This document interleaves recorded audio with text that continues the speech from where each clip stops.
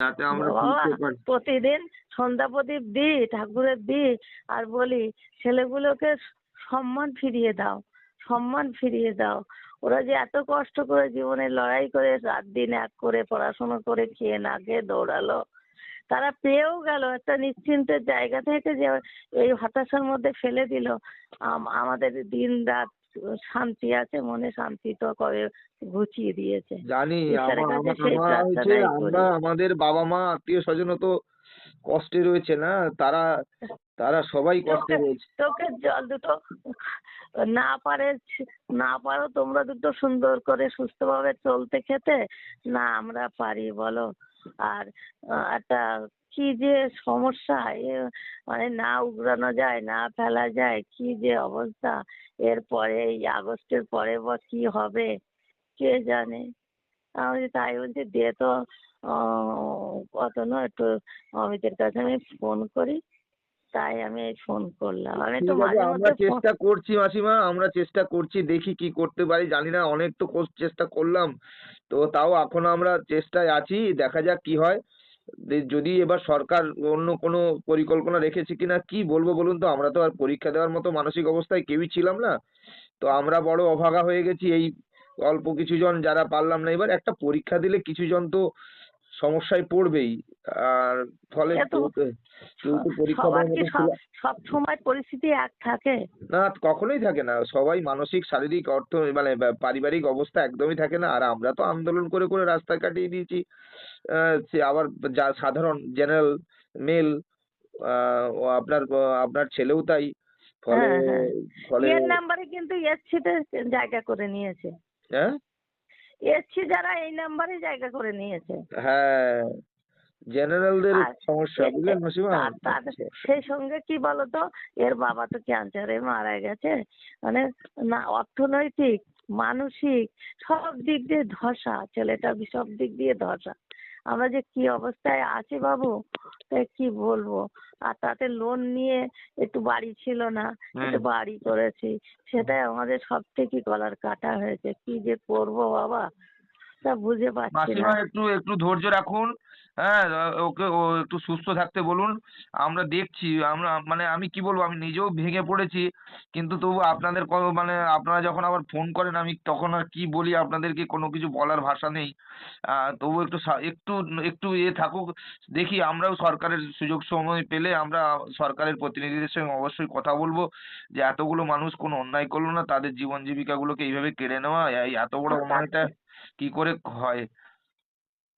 এত বছর চাকরিতে একটা লোন নেবে না, তা বলতো সর্বশান্ত যেটুকু যা ছিল সর্বশান্ত একটা বোম্বে নিয়ে ট্রিটমেন্ট করা বাবু, বলো দিন এই যুগে কিছু থাকে? ক্যান্সারের একটা বাড়ি ক্যান্সার পেশেন্ট হলে ওর কতদিন আগে বাবা মারা তো গেছে ওনা ও তনুর বাবা?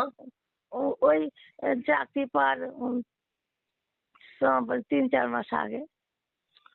ও, চাকরি যাওয়ার যাওয়ার হ্যাঁ। ও, আচ্ছা আচ্ছা আচ্ছা আচ্ছা না না, চাকরি পাওয়ার আচ্ছা আচ্ছা আচ্ছা আচ্ছা। তাহলে দেখে যেতে পারেননি। এবং বাড়ি ঘর ওদের ছিল না, দরমার বাড়ি ছিল, ওই ঝড়ে উড়িয়ে নিয়ে গেল টিনের ঘর। তারপরে এরকম চাকরি পাওয়ার পরে তাই বললাম যে তাহলে ওই যে এটুকু রয়েছে একটু লোন নেওয়া যাক। এই লোন নিয়ে একটু বাড়িও করেছি বাবা।